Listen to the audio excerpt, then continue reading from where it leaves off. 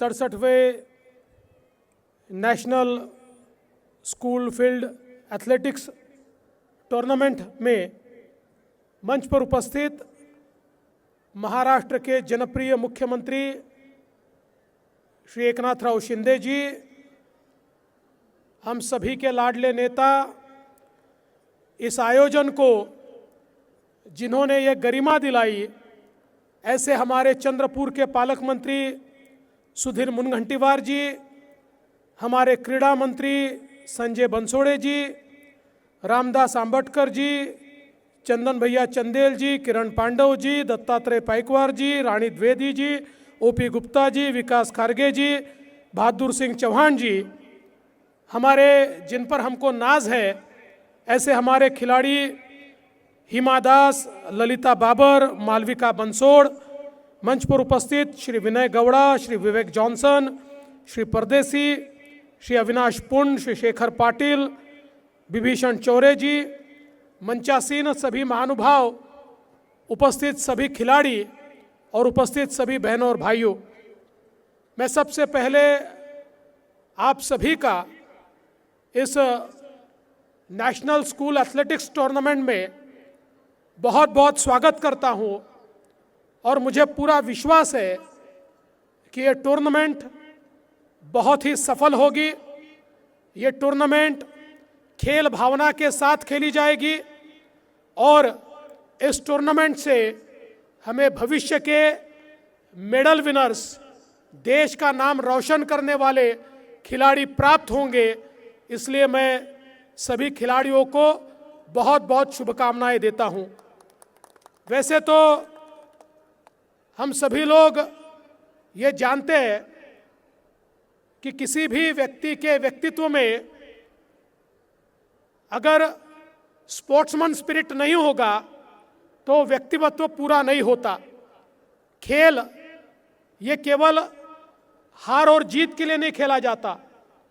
खेल एक इस प्रकार का आत्मविश्वास व्यक्ति के मन में तैयार करता है कि जीतने के बाद आदमी हर्षित तो होता है, लेकिन गर्व से किसी का अपमान नहीं करता और हारने के बाद उस हार को भी स्वीकारने की ताकत उसके अंदर तैयार होती है।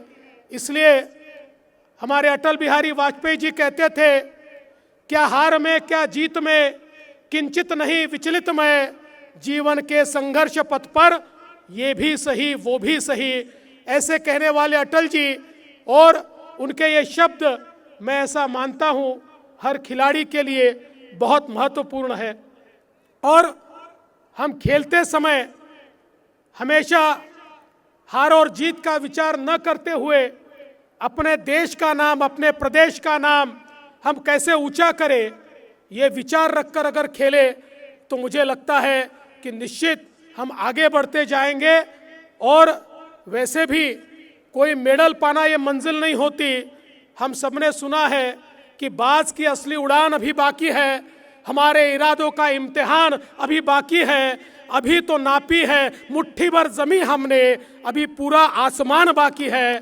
और इसलिए ये आसमान को नापने की एक ललक जब हमारे मन में तैयार होती है, तभी हम लोग ओलंपिक भी जीत पाते हैं, तभी हम एशियाड भी जीत पाते हैं। और मेरा विश्वास है कि हम सभी लोग निश्चित रूप से उसी ओर अग्रसर होंगे। मैं सुधीर बाबू को बहुत धन्यवाद देना चाहूँगा।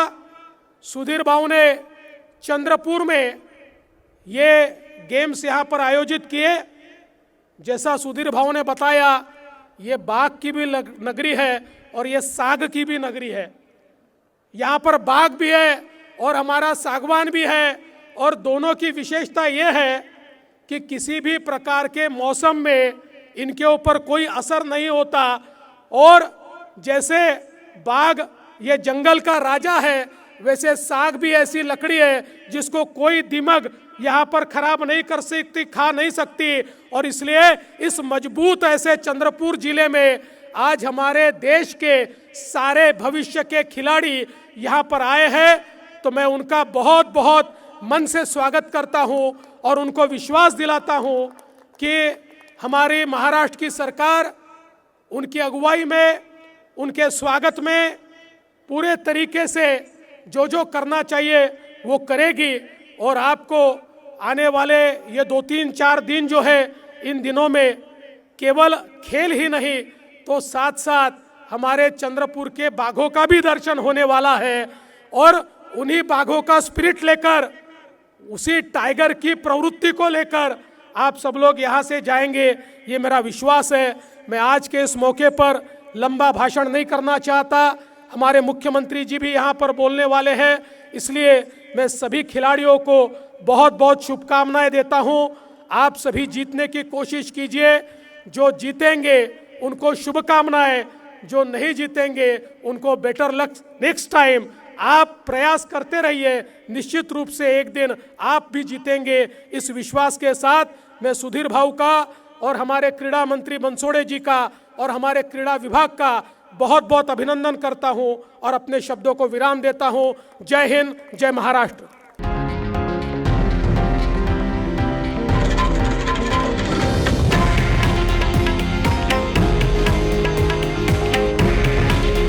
हे आहे देशातील नंबर 1 न्यूज नेटवर्क आणि आपण पाहत आहात TV9 मराठी। काळजी तुमची, हित महाराष्ट्राचं।